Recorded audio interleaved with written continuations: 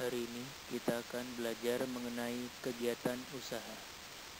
Kegiatan usaha dibagi menjadi dua, yaitu usaha perorangan dan usaha kelompok. Yang pertama, usaha perorangan. Usaha perorangan adalah usaha yang dilakukan oleh satu orang. Ada beberapa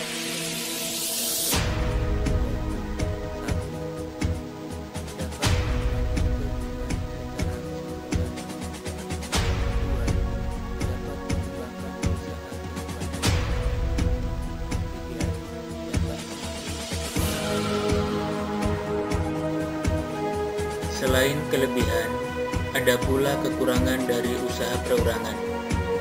1. Resiko dan kerugian ditanggung oleh diri sendiri atau pemilik usaha. 2. Modal dan kemampuan yang dimiliki terbatas karena hanya bersumber pada pemiliknya saja.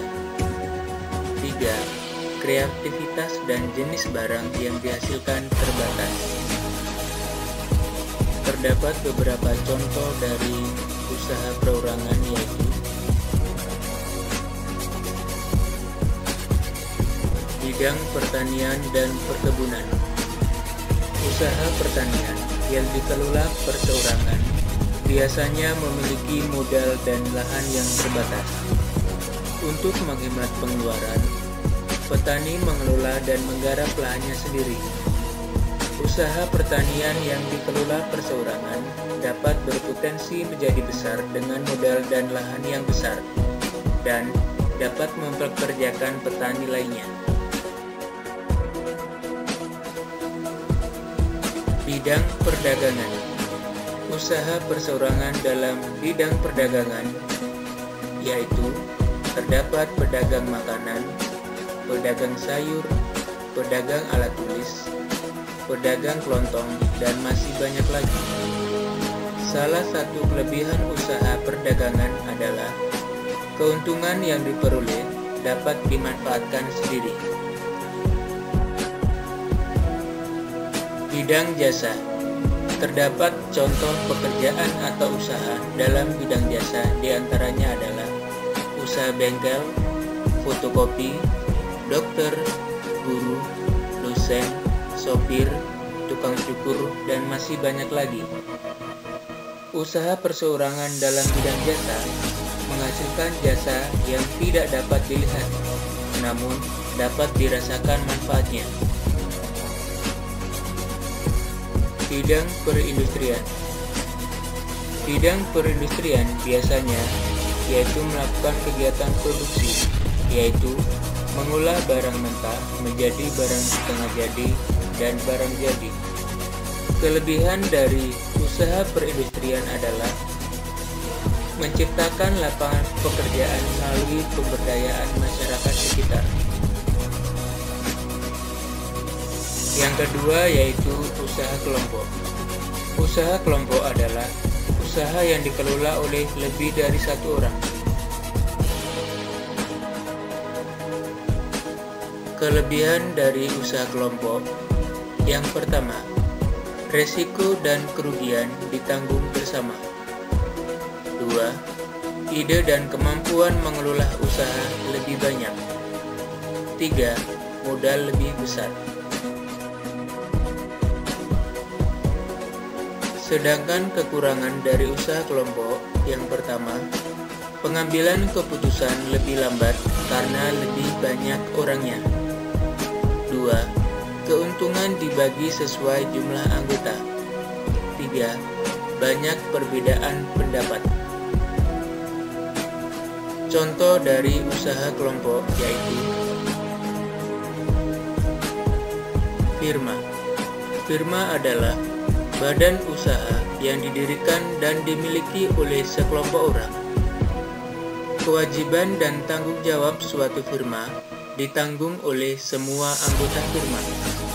Oleh sebab itu, resiko dan kerugian firma menjadi tanggung jawab seluruh anggota yang menjalankan firma. Persekutuan Komanditer atau sering disebut dengan singkatan CC. Persekutuan komanditer memiliki dua anggota, yaitu anggota aktif dan anggota pasif. Anggota aktif adalah anggota yang menanamkan modal serta menjalankan kegiatan usaha, sedangkan anggota pasif adalah anggota yang hanya menanamkan modal dan menyerahkan urusan kegiatan usaha kepada anggota aktif. Sebuah persekutuan komanditer dapat dibentuk dari pengembangan firma yang membutuhkan tambahan modal. Perseroan terbatas atau PT. Perseroan terbatas adalah perusahaan yang memiliki modal berasal dari penjualan saham. Saham mempunyai nominal yang tercantum dan menjadi tanda keikutsertaan penanaman modal dalam suatu perusahaan. Saham termasuk surat berharga. Saham diperjualbelikan di pasar modal. Pemilik saham akan mendapatkan keuntungan perusahaan yang disebut dengan dividen. Koperasi. Koperasi adalah usaha yang didirikan oleh sekelompok orang yang beranggotakan perseorangan atau badan hukum atas asas kekeluargaan.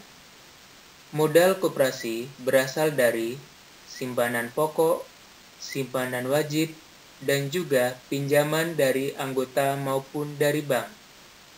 Tujuan didirikan koperasi yaitu untuk meningkatkan kesejahteraan para anggota koperasi.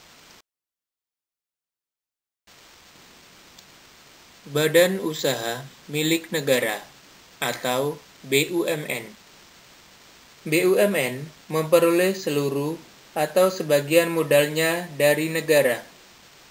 Dua bentuk BUMN diantaranya yaitu perusahaan umum atau perum dan perusahaan perseroan atau persero. Saham pada persero dimiliki seluruhnya atau sedikitnya 51% oleh negara. Tujuan utamanya untuk memperoleh keuntungan dan memberikan pelayanan kepada masyarakat. Perusahaan umum seluruh modalnya dimiliki oleh negara. BUMD atau Badan Usaha Milik Daerah. Perusahaan daerah memperoleh modal dari pemerintah daerah. Tujuan pendirian perusahaan daerah yaitu untuk melaksanakan pembangunan ekonomi daerah dan nasional, serta memenuhi kebutuhan rakyat akan penyediaan lapangan kerja. Pengelolaan perusahaan daerah dipimpin oleh staf direksi yang diangkat dan diberhentikan oleh kepala daerah atas persetujuan Dewan Perwakilan Rakyat Daerah atau DPRD.